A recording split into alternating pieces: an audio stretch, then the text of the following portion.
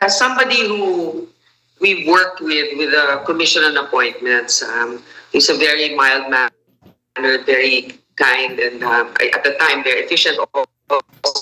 So at the Commission on Appointments, I'd like to know if he's been briefed, Acting Secretary Villacorta, about what's happening in the LTO. Kasi lahat itong mga issue na ito, alam kaya niya yung mga nangyayari ngayon kasi di ba si Chairman Guadis nasa LTFRB na ngayon.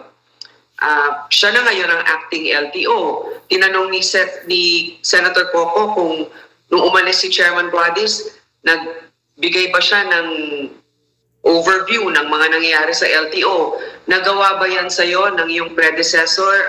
And what is your understanding of the situation now, Acting Secretary Villacorta? Sec Villacorta, you can answer. And maybe answer also the question of Senator JB. Thank you very much, Mr. Chair, Senator Grace. We had coffee for 15 minutes before turnover last June 1. And except to say that I should not have taken the post, there was no turnover of documents or any lecture on these are the things that are pending. So I just took it as a matter of a remark that he was kidding me, and but I just took over from him. So I just said, I just smiled when he said, "You are bound to fail in this office." But I like challenges, and even if I'm just there for 5 days, on the first day I already went around and asked a possible fixer how much is renewal, and he said 2,000 po. So from that alone, Sec Villacorta, the question of Senator Grace Poe is that were you apprised of the ongoings? Was there a proper turnover formally or informally? O alam nyo na yan, mistock knowledge na kayo dyan. I said, Mr. Chair, that there was a 15-minute coffee, and that was all, except to say that I should not have taken the post. Great, having taken the post. May question kami sa inyo. The committee has been asking the LTO for the submission of relevant documents, but the LTO has not complied with the request of this Blue Ribbon Committee. You came from the Senate, you know the subpoena powers of this committee. When will you submit the documents being asked by this committee? That was relayed to me yesterday, Your Honor, and so the most I could do was ask the budget and the finance to join us here. Because of yesterday, I was also in a Senate hearing, and all I did was to text the people to come here to be present at least for lack of material time, Your Honor. The documents, one of the documents being asked is LTO's contract with the current IT provider, Dermalog. Can you provide us that copy? Today. Current contract with Dermalog. I have no copy of the Dermalog contract, Your Honor. Who has a copy? That's a contract between LTO and Dermalog, and you're supposed to be the caretaker of LTO. So who has the copy? This is a public document. If I may, Mr. Chair. This is a public document. Yes, the LTO has a copy, and we will find a way to produce it today, Mr. Chair. What's your name? What's your name? Attorney Rainier Yebra po, Mr. Chair. Please produce that document.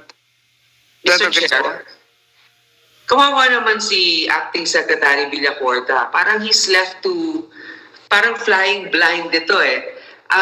Almost like wishing him failure, or I don't know what happened to in the past, but I don't know. I mean, you're basically, we work with you and we know you're credible, but unfortunately this is almost like a snake pit, the LTO, and I was wondering what previous background do you have, acting secretary,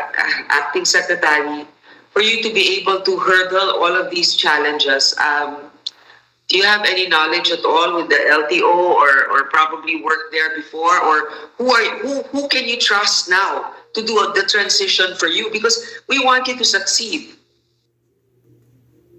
I've been meeting with the division chiefs on a daily basis, and I know that the problems now are, the twin problems are IDs and plates. On IDs, I have been meeting every day on the providers, on Aponeda, on a possible private provider, and we are going to already sign an A2A agreement so that Aponeda can purchase within a month as to the at least 200,000 ID cards, Your Honor.